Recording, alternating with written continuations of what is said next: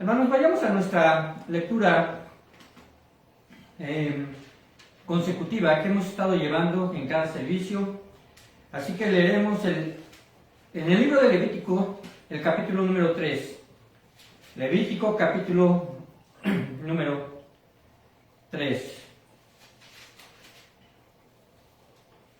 Se le dio este nombre porque precisamente fueron algunas ordenanzas que se les dio, ¿verdad?, allá en el desierto, durante los 40 años en el desierto, a un pueblo en específico, al pueblo, o a la tribu más bien, a la tribu de Leví, del pueblo de Israel. Y el capítulo número 3 empieza con un subtítulo, ofrendas de paz. Versículo 1 dice así: si su ofrenda fuera sacrificio de paz, si hubiere de ofrecerla de ganado vacuno, sea macho o hembra, sin defecto la ofrecerá delante de Jehová. Pondrá sus manos sobre la cabeza de su ofrenda, y la degollará a la puerta del tabernáculo de reunión, y los sacerdotes hijos de Aarón rociarán su sangre sobre el altar alrededor. Luego ofrecerá del sacrificio de paz, como ofrenda encendida a Jehová, la grosura que cubre los intestinos, y toda la grosura que está sobre las entrañas, y los 2 riñones y las grosuras que está sobre ellos y sobre los ijares, y con los riñones quitará la grosura de los intestinos que está sobre el hígado. Y los hijos de Aarón harán arder esto en el altar, sobre el holocausto que estará sobre la leña que habrá encima del fuego, es ofrenda de olor grato para Jehová. Mas si de ovejas fuera su ofrenda para sacrificio de paz a Jehová, sea macho o hembra, la ofrecerá sin defecto. Si ofreciere cordero por su ofrenda, lo ofrecerá delante de Jehová. Pondrá su mano sobre la cabeza de su ofrenda, y después la degollará delante del tabernáculo de reunión, y los hijos de Aarón rociarán su sangre sobre el altar alrededor.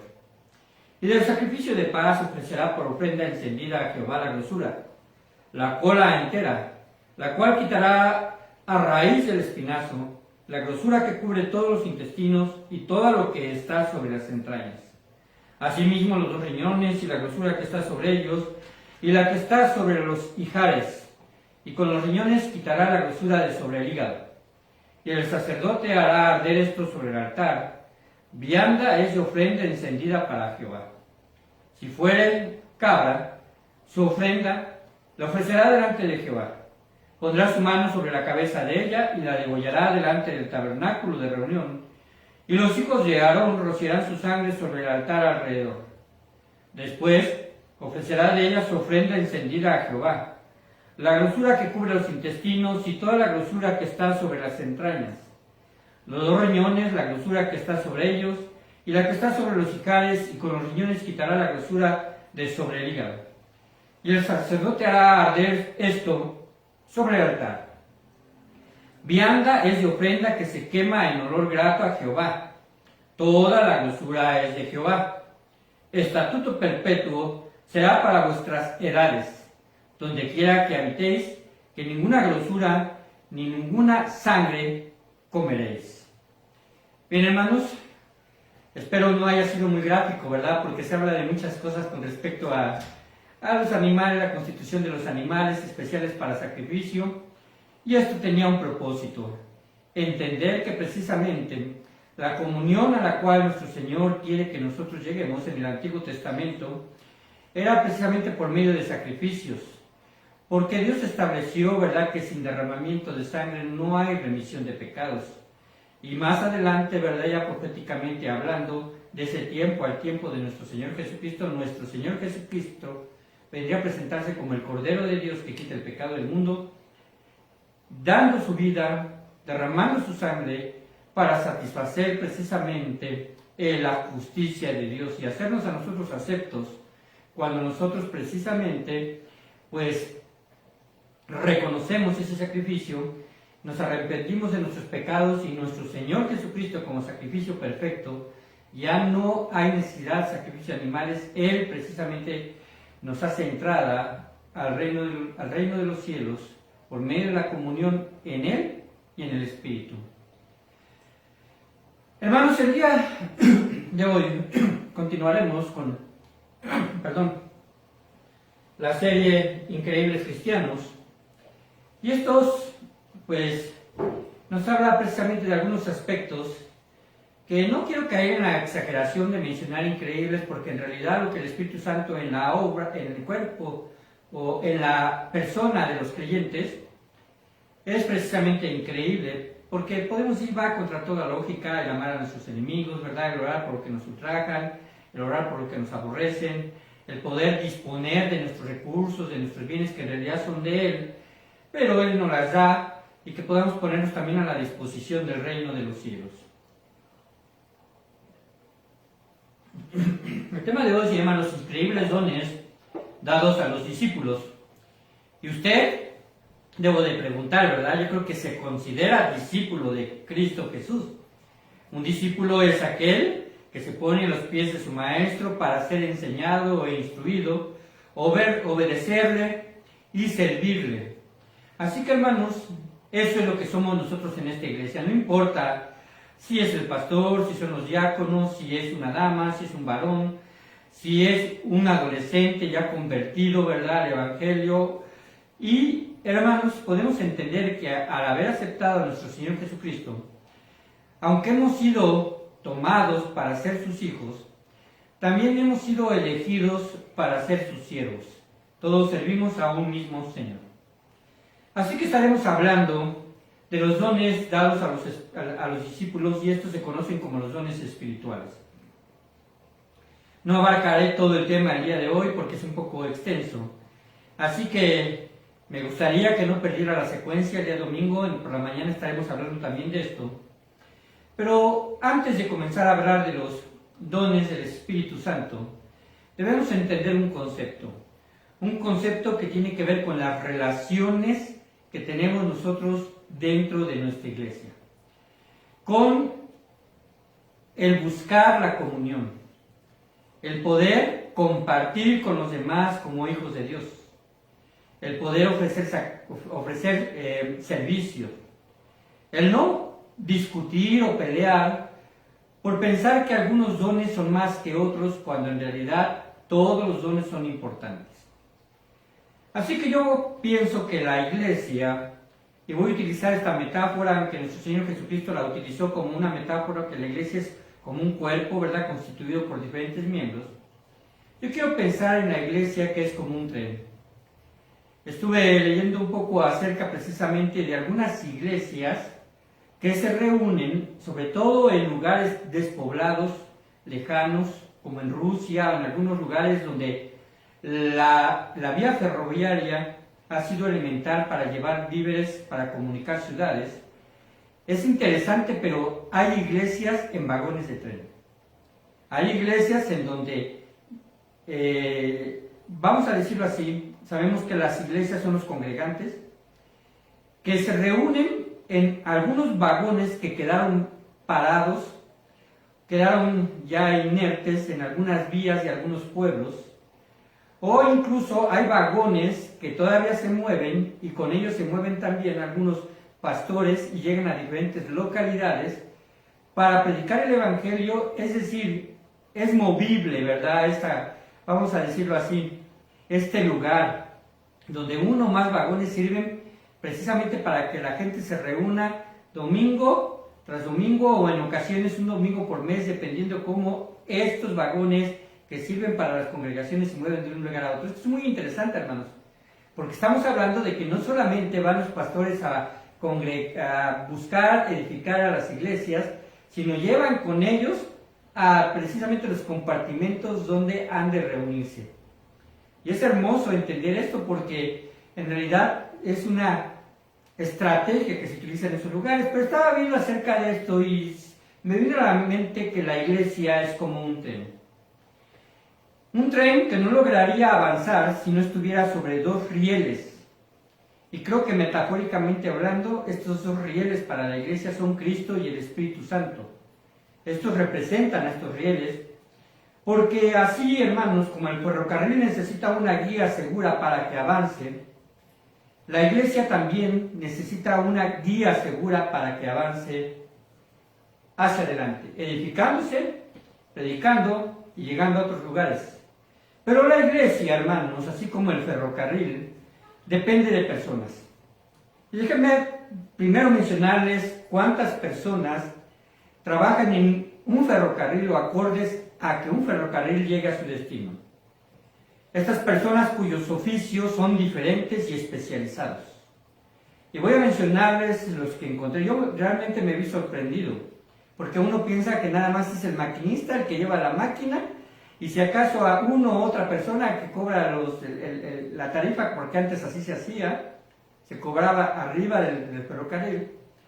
Pero yéndonos un poco más hacia atrás, donde todavía el ferrocarril se movía con la energía del vapor generada por el carbón mineral, fíjense cuántas personas eran especialistas en diferentes áreas del ferrocarril. Había guardaagujas, interventores, enganchadores, guardesas, guardabarras, capataces, sobrestantes, avisadores, telefonistas, maquinistas, fogoneros, jefes de tren, visitadores, guardas noches, interventores en ruta y guardafrenos. Qué interesante, ¿verdad? Que en un tren que fuese a transportar mercancía o pasajeros, en ese tiempo existiesen involucradas tantas personas con diferentes especialidades. Pero hermanos, si pensamos en estos ferrocarriles que se movían con la energía proporcionada por el carbón, podemos entender que solo avanzaría de forma funcional si cada integrante hacía su parte. El maquinista es el que dirige la locomotora, es el que va al frente, el que, cuando presiona, vamos a decirlo así, dentro de sus funciones, ¿verdad? Ese ese sonido que emite precisamente la locomotora. Pero también existían los fogoneros. Los fogoneros, estos hombres se encargaban de alimentar el fuego de la locomotora. Un fogonero era en realidad el motor, precisamente porque con su fuerza física enviaba a paladas, ¿verdad? Ahí en ese lugar donde se fundía o donde se calentaba el carbón para que generara vapor y a su vez pudiese mover la máquina. Su función era alimentar ese fuego. Y hermanos, esto no funcionaría si él no se hubiera enfrascado, ¿verdad?, en su trabajo. Interesantemente, oigan lo que hacía el fogonero. Aunque él era el auxiliar y participaba precisamente en que la locomotora estuviese caliente antes de que el maquinista subiera y lo echara a andar, su jornada de trabajo comenzaba siempre de 2 a 3 horas antes de que el tren partiera. Debía llegar al depósito de máquinas 60 minutos antes que su compañero para encender la locomotora y estuviese lo suficientemente caliente para que entonces avanzara en cuanto se le diera la salida. Y él debería de observar y de controlar la presión que la locomotora recibía para que pudiese iniciar su marcha. Así que él caminaba en ese compartimento que está atrás de la locomotora, que incluso era un compartimento abierto, es decir, él se encontraba a la intemperie y no importaba si hacía frío o hacía calor, si era de noche o llovía, tenía que encargarse que estos carbones estuviese seco y pudiese transportarse hasta el hogar, vamos a decirlo así, del carbón encendido. Así que él manejaba esto a paladas y podía haber hasta 2 o 3 precisamente fogoneros. Interesantemente, él no se preocupaba hacia dónde caminaba la locomotora. De él no dependía la dirección de la locomotora, eso dependía del maquinista. Y por eso había una vía de la cual la máquina no se podía separar. La guardesa controlaba los pasos, hermanos, a nivel. Y trabajaba con barrenas y deslizaba precisamente las guías de la vía para que la locomotora en alguna, a lo mejor, vamos a decirlo así, vertiente o en algún momento tendría que desviarse hacia el destino y pues estas bifurcaciones pues las controlaba la guardesa. Interesantemente, hermanos, las guardesas eran mujeres. Mujeres que se encontraban ahí en esos pequeños cubículos esperando a que pasara el tren, movían la vía y después de mover la vía el tren paraba momentáneamente porque muchas de las guardesas, que eran mujeres, abordaban el tren allí en la parte final del tren, que se le llama cabús, y entonces era llevada precisamente a su hogar cercano. Había una estrategia y ahí iba también la guardesa, y algunas incluso yo leía que eran a veces esposas de maquinistas o fogoneros o de algún integrante, vamos a decirlo así, de la flotilla humana que cuidaba a los trenes. También existen los calzadores. Estos eran los que se encargaban de nivelar los rieles precisamente a los durmientes. Los guardaagujas, ellos eran los que tenían a su cargo el manejo de las agujas, que es muy parecido a la guardesa, para los cambios de ferrocarril, pero estos iban sobre pequeños, vamos a decirlo así, pequeñas maquinitas que se movían con el movimiento de las manos. Ahorita se me fue, no me acuerdo cómo se llamaba este pequeño, vamos a decirlo así, transporte, pero ellos se encargaban de ir delante del tren con mucho tiempo de anticipación para poder ir llevando y cuidando que no estuviesen piedras en el camino dentro de estas bifurcaciones. El guardafrenos era el que se encargaba, precisamente había varios guardafrenos, porque se encargan de frenar en forma independiente a los vagones para que no toda la presión fuese sobre el ferrocarril. Y otro que me pareció muy interesante, los guardanoches. Estos guardanoches eran los trabajadores que precisamente vigilaban las vías y el ferrocarril de noche. Eran personas que durante el día se dormían, ¿verdad?, en los compartimentos que se les asignaban, pero en la noche eran los que tenían precisamente que solucionar cualquier problema. Vamos a decirlo así, eran los que estaban tras trincheras. Ahora, si esto lo llevamos a la situación de la iglesia, hermanos, podemos considerar algunos aspectos muy importantes. Porque, hermanos, si no lo podemos distinguir, es que para que un tren llevara a cabo su cometido y lleve a sus pasajeros a un destino seguro y feliz, cada uno debía de ocupar su lugar. Pero también muy importante, saberse relacionar con los demás de forma adecuada. De forma adecuada. Ahora, ¿por qué tomé esta metáfora para la iglesia?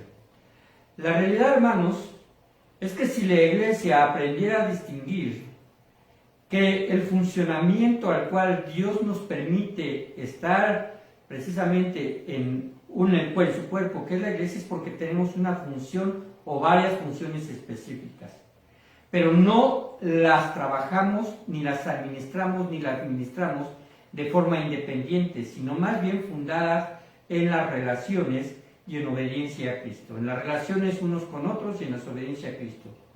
Así que, hermanos, vamos a descubrir brevemente que nadie está de más en la iglesia. Nadie está de más en la iglesia. Por eso el Espíritu Santo nos dotó de diferentes dones. Hermanos, esencialmente en el Nuevo Testamento hay 4 porciones que nos hablan acerca de los dones espirituales. Y apúntenlo si tiene usted ahí una libreta. Romanos capítulo número 12. Primera de Corintios capítulo número 12. Efesios capítulo número 4 y Primera de Pedro capítulo número 4. Está muy sencillo porque se repiten los capítulos.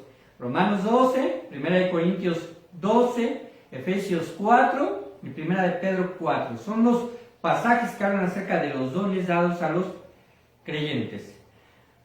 Vamos a Primera de Corintios 12 y vamos a irlos viendo no en una forma consecutiva con respecto a el mismo pasaje, sino vamos a estar viéndonos en estos 4 pasajes que son indicadores de lo que vamos a tratar, hermanos. Y el capítulo 12 de Primera de Corintios, versículo 1, está hablando Pablo. Ahora, debemos de ver, como en toda ocasión, cuál es el contexto en el cual se está enviando esta carta. ¿A quién se le envía? Y podemos nosotros cerciorarnos fácilmente porque lleva el nombre de la carta. Le está escribiendo a la iglesia de Corinto. La iglesia de Corinto es precisamente a la que Pablo escribió esta epístola. y estaba en realidad en una gran necesidad de instrucción espiritual. Era una iglesia altamente conflictiva. No había realmente una comunión equilibrada entre sus miembros. Había discusión entre quién tenía los mejores dones y menospreciaban a otros que para ellos tenían muy pocos dones o no tenían dones. Hablamos de una iglesia que estaba constantemente en conflicto de tal forma que se generaron divisiones de personas que seguían a uno o a otro, pensando en Pablo, pensando en Apolos, pensando en Pedro, que está así en 1 Corintios 4, al cual se le da el nombre de Cefas, que quiere decir Pedro, y algunos que aparentemente parecían ser más espirituales decían que eran de Cristo. Pero en realidad yo creo que si Cristo oyese a un discípulo, yo soy tuyo, pero no me involucres con los demás de la iglesia, yo creo que Cristo no estaría agradado con este tipo, vamos a decir así, de pensamiento. Porque Cristo, ¿verdad?, ama a su iglesia en forma conjunta, como un cuerpo. También había problemas de pecado en realidad. Había problemas de ser consecuentes con los pecadores. Había problemas de idolatría. Había problemas de abuso con respecto a la ordenanza de la cena del Señor. Había problemas porque ya en la segunda carta de los Corintios menosprecian el apostolado de Pablo. Había problemas porque había mujeres murmuradoras y chismosas, y perdón que lo diga así, pero así la Biblia lo narra, ¿verdad? También. Yo sé que también es un mal que a veces acomete a los hombres. Había problemas acerca de doctrinas básicas que pues se introducían legalismos, pensaban que había un bautismo de los muertos, y una serie de irregulares, inexactitudes con respecto a la doctrina, que Pablo tuvo que hablar fuertemente a esta iglesia. Y el problema de los dones espirituales, pues, se generó a partir de los Corintios. De hecho, si ustedes vamos a estudiar estas porciones, en la iglesia a los Corintios era un problema especial las lenguas y los ministerios de sanidades y también los dones de sanidades, de milagros, que pues vamos a entender que estos dones ya cesaron y lo vamos a ver un poco más tarde. Así que hermanos, aquí Pablo dice en el versículo 1, no quiero hermanos que ignoréis acerca de los dones espirituales. Era tan grave el problema que Pablo simplemente les dice, yo quiero que conozcan lo que es relativo a los dones espirituales. Que no piensen que los dones espirituales es más importante que la propia doctrina. Que no piensen que los dones espirituales es más importante que el amor, porque eso en el capítulo número 13 lo define, que es más importante el amor. Es más importante la fe y la esperanza. Es más importante la comunión. Y hermanos, aquí vamos a definir algo. Y por principios de cuenta quiero que anoten también esto si están haciéndolo. No son lo mismo los dones espirituales que el fruto del Espíritu Santo. El fruto del Espíritu Santo lo genera el Espíritu Santo y los dones espirituales lo genera el Espíritu Santo, es cierto. Ambos proceden de la tercera persona de la Trinidad. Pero sin embargo son diferentes, porque el fruto del Espíritu Santo no es una capacidad. El fruto es algo inherente a la salvación. Es algo que se debe de manifestar en todo hijo de Dios. Y vuelvo a repetir, ¿verdad?, lo que dice ahí en Gálatas. El fruto del Espíritu Santo es amor, gozo, paz, paciencia, benignidad, bondad, fe, mansedumbre y templanza. Y dice, contra tales cosas no hay ley. Esto, hermanos, lo dice en Gálatas en contraste a precisamente las obras de la carne, que versículos anteriores mencionan. ¿Qué quiero decir con esto? Que el cristiano debe alejarse de las obras carnales y dejar florecer la guía del Espíritu Santo en el fruto del Espíritu Santo. Pero hablando de los dones en este caso, el Espíritu Santo los distribuye como Él quiso y como Él quiere en cada hijo de Dios. Es decir, que dentro de la iglesia, cada uno tendrá que ministrar sus dones. ¿Y qué es un don?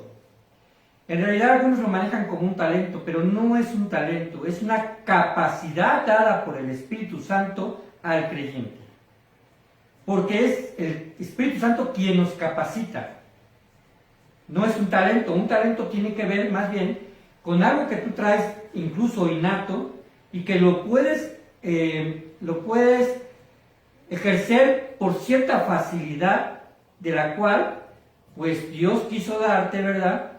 Quizás desde el nacimiento, o que quizás tú estuviste ejerciendo y aprendiendo durante cierto tiempo, como por ejemplo la música. A veces decimos, este joven, esta señorita, toca la guitarra con tanta facilidad y puede tocar algún otro instrumento con tanta facilidad. ¿Por qué? Porque Dios permitió que tuviese ese talento. Un oído más refinado, quizás, ¿verdad?, una armonía entre sus manos y su cerebro más atinada, porque tiene que ver con una capacidad cerebral. Algunos solamente ocupamos un hemisferio del cerebro y algunos pueden ocupar hasta dos, ¿no? En el caso, por ejemplo, de las mujeres pueden ocupar los dos hemisferios de diferente forma, pero en realidad eso no tiene que ver con la inteligencia ni la sabiduría, simplemente son conexiones, ¿verdad?, biológicas que Dios quiso proveer en los hombres y que algunos los desarrollaron más, ¿verdad?, porque quizás a lo mejor lo ejercieron más. Pero esto es un talento.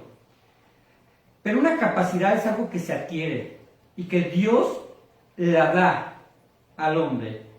Y específicamente hablando de las capacidades espirituales, porque puede haber capacidades que no provengan del Espíritu Santo, pero que también Dios se las otorga a ciertas personas.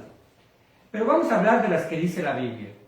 Ahora, los dones, hermanos, no podemos añadir más de los que la Biblia menciona, ni quitar. Quitar en el sentido de negar que existen o que existieron. ¿Por qué? Porque la Biblia los ha revelado. Pero hay algunas informaciones que corren precisamente en el Internet.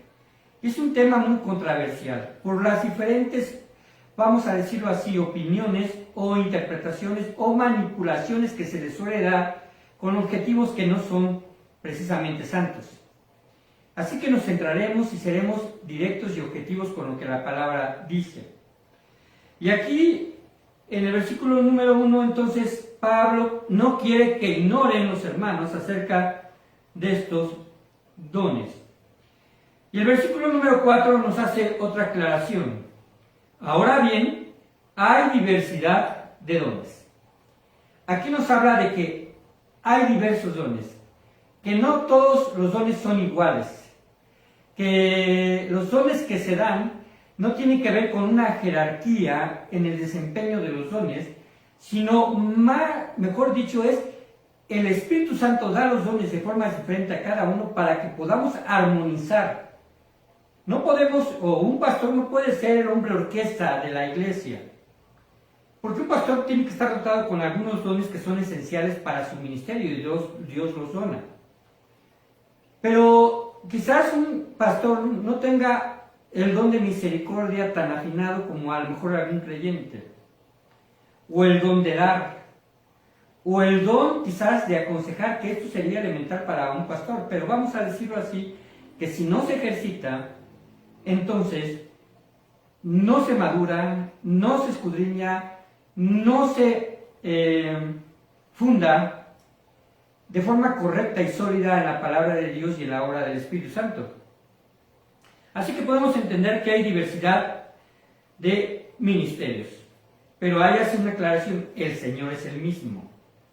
El Señor, ¿verdad?, es quien nos da y es a quien se le debe dar gloria cuando estos dones son ejercitados de forma correcta. Pero también habla de que hay diversidad precisamente de ministerios. ¿Qué es un ministerio? Bueno, es un área en la cual tú como creyente debes enfocarte en cuanto a tu don. En cuanto a tu don.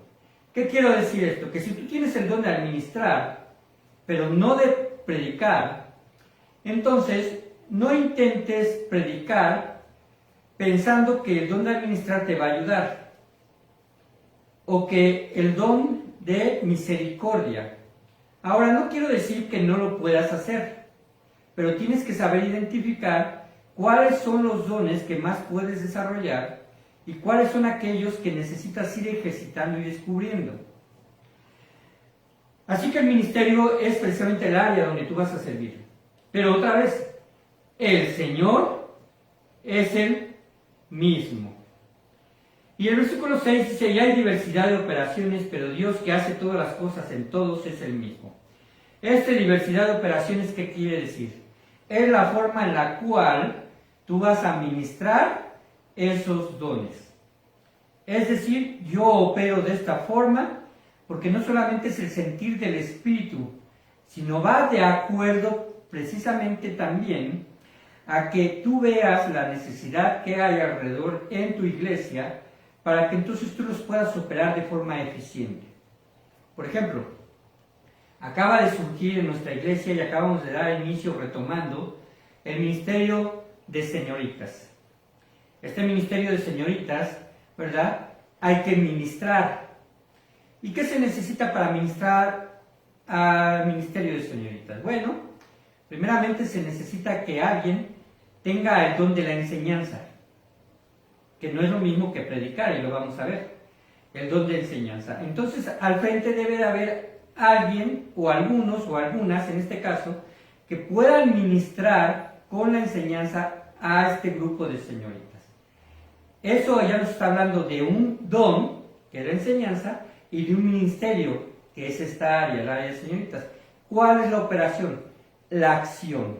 Es decir, no solamente se trata de enseñar, sino de enfocarnos y entender las necesidades básicas que se requieren para trabajar con un grupo de estas características.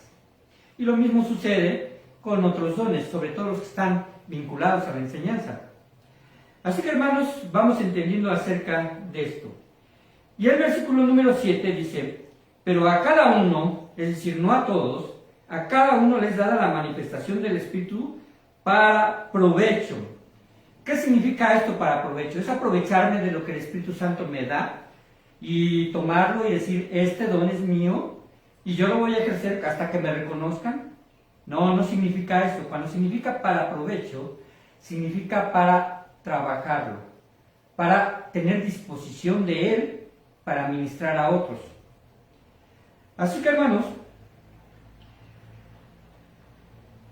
vamos entendiendo entonces este concepto. Ahora vayamos a 1 de Pedro capítulo número 4. Antes de entrar a los dones, porque es importante que entendamos por qué estos pasajes hablan precisamente de la necesidad de que sean bien administrados los dones.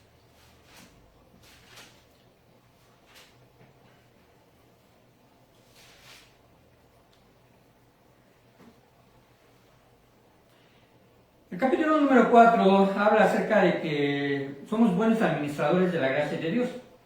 Entendiendo primeramente esto, que los dones es gracia, es dada. ¿Qué es esto? Los dones es un regalo en particular.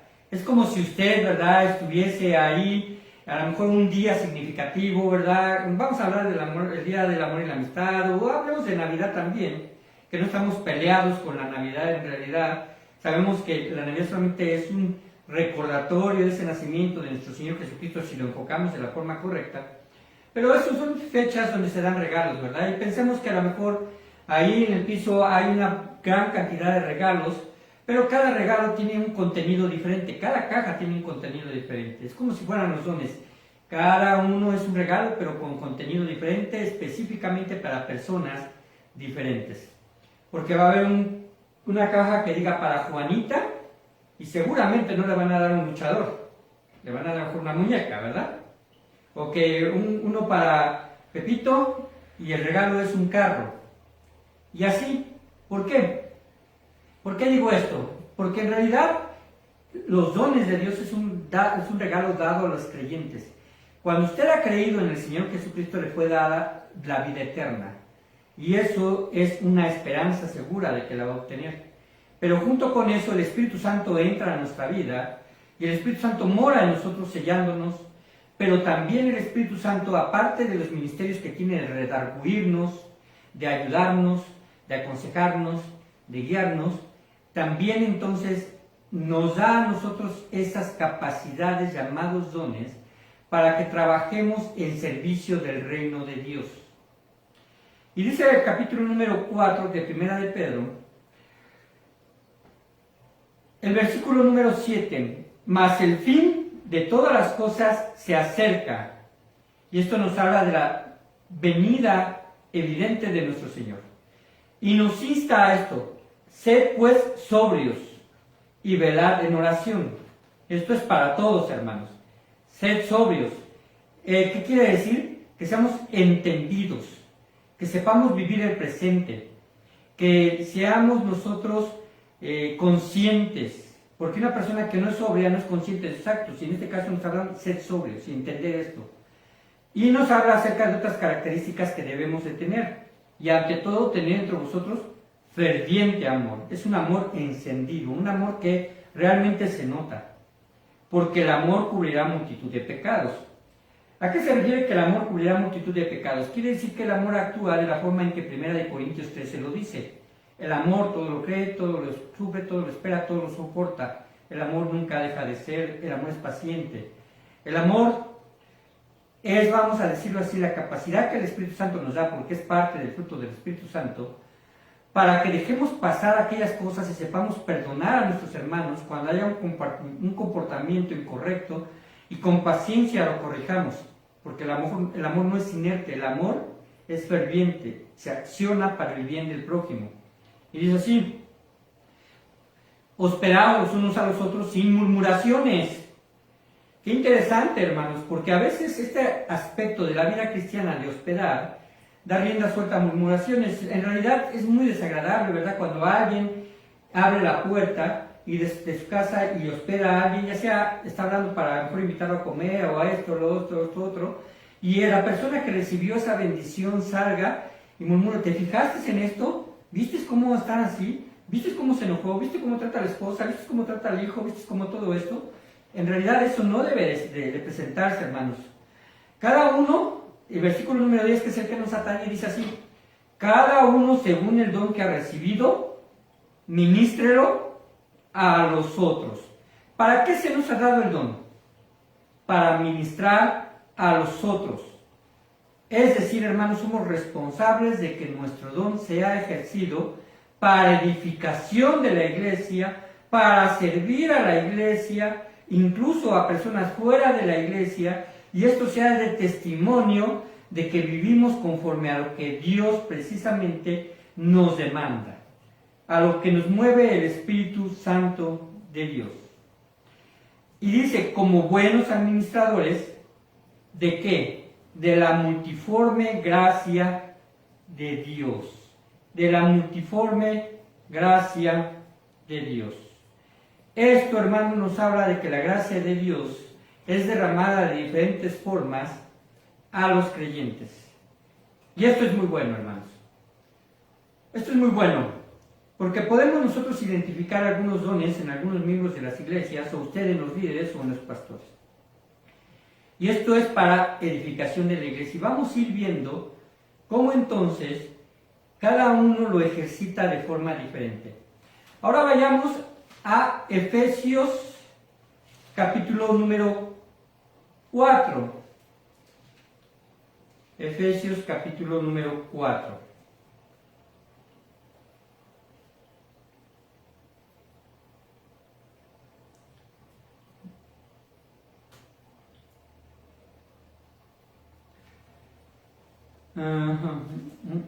Permítanme ubicarme.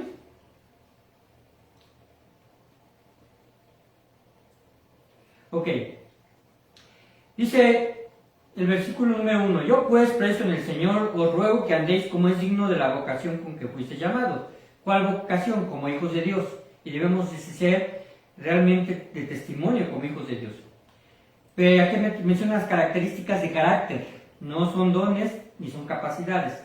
Son características de carácter. Con toda humildad y mansedumbre, soportándoos con paciencia los unos a los otros, solícitos en guardar la unidad del Espíritu y en el vínculo de la paz. Un cuerpo y un espíritu, como fuisteis también llamados a una misma esperanza de vuestra vocación, un Señor, una fe, un bautismo, un Dios y Padre de todos, es cual sobre todos y por todos y en todos. Es importante entender esto. que para ministrar tenemos que tener también características de carácter. Si no lo tenemos, vamos nosotros a ejercer mal el don. Porque si no lo hacemos con humildad, vamos a ejercer un don con soberbia, tratando de mostrarnos hacia otros como mayores. Y eso no es lo que el Señor quiere. Y entonces el versículo número 12 dice, y Él mismo constituyó a unos apóstoles, a otros profetas, a otros evangelistas y a otros pastores y maestros. Bien, voy a mencionar solamente este versículo para terminar. ¿Quién es el que constituye? Es nuestro Señor Jesucristo por medio del Espíritu Santo. ¿Y cómo constituyó? Apóstoles. Me voy a detener ahí. ¿Verdad? Es una constitución. Aquí no estoy hablando de un don. Estoy hablando de una asignación personal. Está asignando a unos apóstoles. Y los apóstoles tenían dones. Pero es una constitución soberana de Dios en el cual eligió a 12 hombres, nuestro Señor Jesucristo, y los apóstoles son, vamos a decir así, el fundamento de la doctrina de la iglesia, porque nuestro Señor Jesucristo se la transmitió. Y los apóstoles cesaron cuando el último de los apóstoles, el cual fue el apóstol Juan, murió y fue con el Señor. Así que en nuestra época no hay apóstoles. La palabra apóstol significa enviado. Ahora, aunque podamos nosotros decir, ¿verdad?, que algunas religiones o sectas se dicen tener apóstoles, en realidad no lo son, porque los apóstoles reunían ciertas características. Y una de ellas es que debían de haber sido testigos oculares de nuestro Señor Jesucristo y de su obra. Eso se menciona en Hechos capítulo número 1. Si ustedes van conmigo a Hechos capítulo número 1, cuando se hace la elección del sucesor de Judas, el versículo número 15 dice así: en aquellos días Pedro se levantó en medio de los hermanos y los reunidos eran como 120 en número. Aquí está ya la iglesia en transición y dijo: varones hermanos, era necesario que se cumpliese la escritura en que el Espíritu Santo habló antes por boca de David acerca de Judas, que fue guía de los que prendieron a Jesús, y era contado con nosotros y tenía parte en este ministerio. Este pues, con el salario de su iniquidad, adquirió un campo, y cayendo de cabeza se reventó por la mitad, y todas sus entrañas se derramaron. Y fue notorio a todos los habitantes de Jerusalén, de tal manera que aquel campo se llama en su propia lengua Aceldama, que quiere decir campo de sangre. Porque está escrito en el libro de Salmos: sea hecha desierta su habitación, y no haya quien muere en ella, y tome otro su oficio. Es necesario, pues, que de estos hombres, de los que están ahí en ese momento, que han estado juntos con nosotros, dice hoy, observen bien, todo el tiempo con el Señor Jesús, todo el tiempo que el Señor Jesús, entraba y salía entre nosotros, comenzando desde el bautismo de Juan hasta el día en que de entre nosotros fue recibido arriba, uno se ha hecho testigo con nosotros de su resurrección. Y señalaron a dos, a José llamado Barsabás, que tenía por sobrenombre Justo, y a Matías. Llorando dijeron: tú, Señor, que conoces los corazones de todos, muéstranos cuál de estos dos han escogido para que tomen la parte de este ministerio y apostolado de que cayó Judas por transgresión para irse a su propio lugar. Así que la elección del nuevo apóstol era una persona que había estado cerca de Jesús, siendo testigo. Incluso aquí dice que desde el momento en que Juan de verdad bautizaba y nuestro Señor Jesucristo toma su ministerio y enseña a sus discípulos, había de ser testigo de Jesús. Y los apóstoles actuales obviamente no son testigos de Jesús, hablando precisamente de haber vivido cerca de él y reuniendo este requisito. Así que, hermanos, el apostolado cesó. Dice más adelante, ahí en Efesios capítulo número 4, en el versículo número 11 dice: a otros evangelistas. ¿Qué es un evangelista?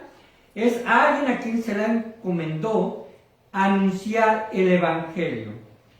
Los evangelistas también es una constitución que nuestro Dios ha querido dar y que en este momento sigue vigente. ¿Por qué? Lo identificamos por la forma de llevar su trabajo, Para el evangelista no hay ningún requisito previo como para los apóstoles.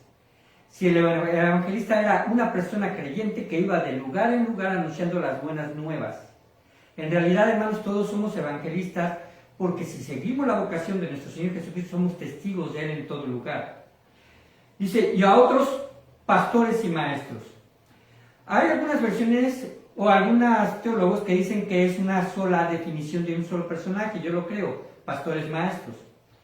¿Por qué habla de pastores y maestros? Porque en realidad, si un pastor no tiene el don de ser maestro, entonces no serviría para precisamente ser pastor. Porque el pastor tiene la encomienda de enseñanza. Pero la palabra maestro, ¿verdad?, tiene una situación diferente a enseñanza. Más adelante vamos a ver que también hay un don de enseñanza. Y a eso sí se le habla de don. Y aquí se habla precisamente de una constitución. Constituir a un hombre como pastor y maestro. Es decir, es la definición de una sola persona en cuanto a su título y en cuanto a su oficio. Así que, hermanos, está hablando precisamente de aquí de constituir a estas personas de esta forma. Con un fin, dice, a fin de perfeccionar a los santos para la obra del ministerio, para la edificación del cuerpo de Cristo. Para la edificación del cuerpo de Cristo. Así que, hermanos, aquí se menciona la constitución de hombres para la edificación del cuerpo de Cristo, empezando por los apóstoles, por los evangelistas, ¿verdad?, que en ese tiempo y en ese tiempo cumplen esa obra, y los evangelistas a su vez, pues van a llegar a lugares donde se van a edificar personas y se van a constituir muy probablemente de esos mismos lugares o de otros, si son llamados pastores, los cuales van a enseñar a la grey. Bien, hermanos, vamos a dejar hasta aquí este estudio y vamos a ir entendiendo poco a poco, en realidad, que entonces Dios quiere que nosotros percibamos cuál es la intención del Espíritu Santo para nosotros de que nos comprometamos en la obra que es su iglesia. Oremos. Padre bendito, te damos toda la honra y la gracia, toda la honra, Señor, y la gloria por lo que tú, Señor, haces en nuestras vidas. Sigue bendiciendo nuestra iglesia y enseñándonos, Señor, a comprometernos y a ejercer nuestros dones. Padre bendito, tú, Señor, quédate con cada uno de nosotros. En el nombre del Padre, y del Hijo, y del Espíritu Santo pedimos tu bendición. Amén. Hermanos, recuerden que a las 8:15 tenemos nuestro tiempo de oración. Lo voy a mandar en línea en unos minutos más por el grupo de oración para que ustedes se conecten. Si no lo ha hecho, le invito a que lo haga, porque es un ministerio integrativo. Podemos integrarnos. Y hermanos, forme un compromiso de oración, no solamente por las peticiones que se suban, sino por el tiempo de oración con el cual disponemos el día de hoy. Estamos despedidos, hermanos.